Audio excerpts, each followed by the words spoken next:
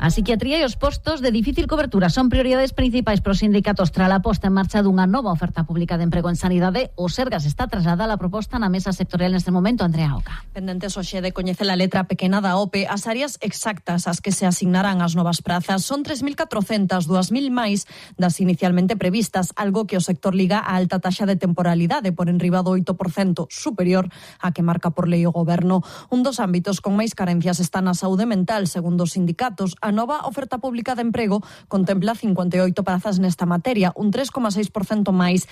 21 corresponderán a enfermaría de saúde mental, 19 a psiquiatría e o resto a psiquiatría infantil e clínica. Procesif insuficientes. Carlos Castro. Non é suficiente, visto como está hoxe o tema da saúde mental. Claro que hai que fortalecer a psiquiatría e os especialistas en saúde mental, psicólogos, enfermeiros especialistas, psiquiatras, terapeutas. Como prioridade, a asignación das prazas en hospitais de difícil cobertura pola súa situación xeográfica, como é o caso da Mariña, onde o persoal leva meses con protestas semanais pola falta de especialistas.